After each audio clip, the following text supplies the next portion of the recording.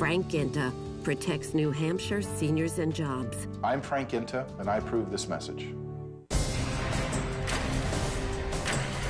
The Toyota Now's the Time event is on.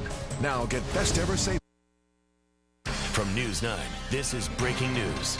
And good evening, everyone. We are breaking into the air right now with what we believe was an earthquake that just shook New Hampshire at about 7:14 tonight. The U.S. Geological Survey reports it was a 4.5 magnitude quake, and we believe this was centered near the Maine border. And we have literally been getting phone calls from across the entire state, people wondering what the heck is going on.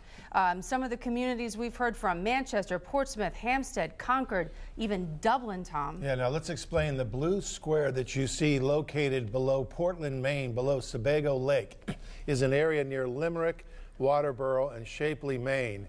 And we think that the U.S. Geological Survey is telling us that's where the center of this 4.5 quake was located. Again, the blue box in the Portland, Maine area, our graphic there is showing you the center of this quake that hit at about 7:14 tonight. We did feel it here in the studios of WMUR.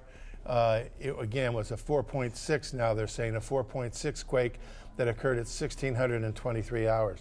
So let's go to the phone right now. Rob is calling in from Concord, and Rob, our phones have been lighting up, but what did you feel, and where are you? I'm in downtown Concord, and yeah, it was just a couple minutes ago. We were just sitting on the couch watching TV, and we have cars drive by our house, and I thought it was a truck at first, and the whole house just was vibrating. I leaped up off the couch, and I'd felt a mild one when I lived in D.C. before, but I knew right away this was an earthquake. Pictures on the wall were vibrating, and the couch felt like it was moving up and down an inch or two.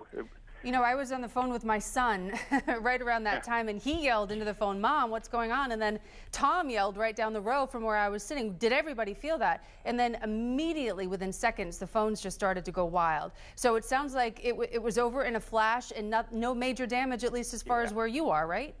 Yeah, it felt like it's one of those things that seems longer than it is, but it probably wasn't more than about 5 or 10 seconds, it felt like. But it felt significant. I mean, we really noticed it. So. Yeah, we really felt it down here too. Okay, Rob, glad you're safe. Thanks for calling in. Just to bring our viewers up to date, again, we also do have some indications of either overloaded telephone lines or perhaps some lines that are down. We don't know the status of that, but we are.